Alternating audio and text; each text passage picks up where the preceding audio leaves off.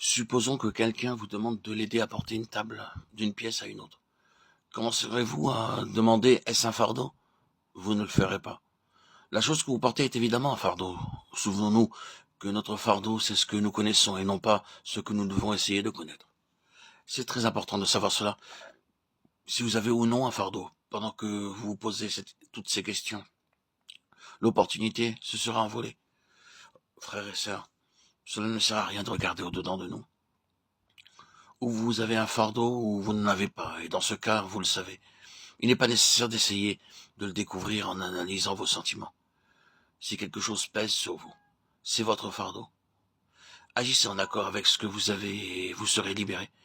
Alors vous pourrez recevoir d'autres fardeaux de la part de Dieu. C'est ainsi que toute l'œuvre de Dieu s'accomplit.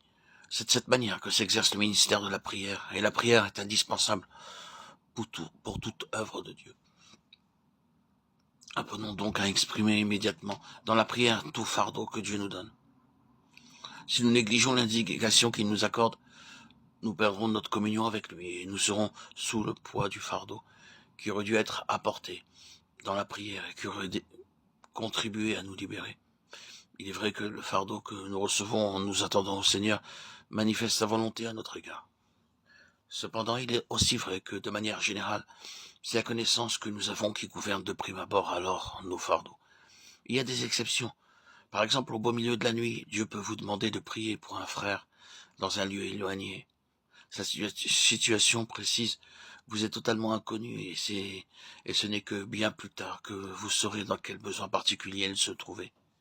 Mais le plus souvent, nos fardeaux procèdent de la connaissance que nous avons des situations. Dans un premier temps, Dieu nous met en relation avec un besoin particulier. Et ensuite, sur la base de ce que nous connaissons, vient le fardeau.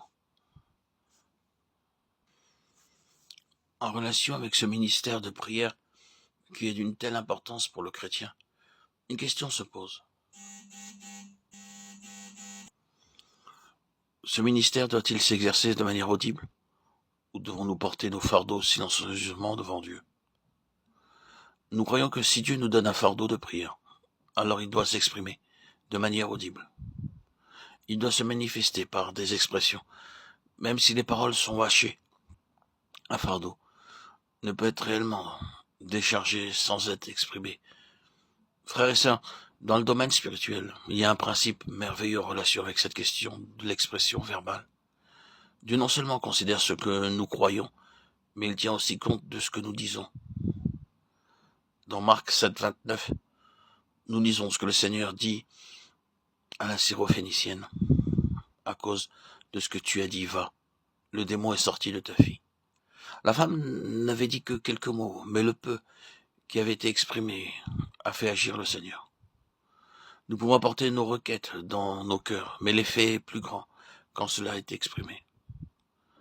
Dieu s'attend à ce que nous exprimions ce qui est dans nos cœurs.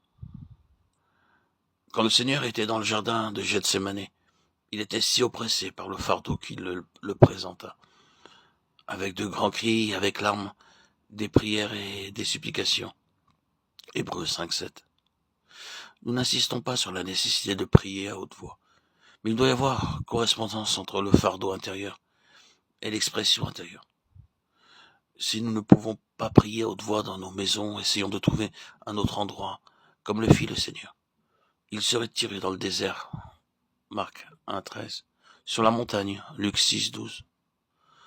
Dans tous les cas, prions de manière audible, même si nous devons le faire à voix basse.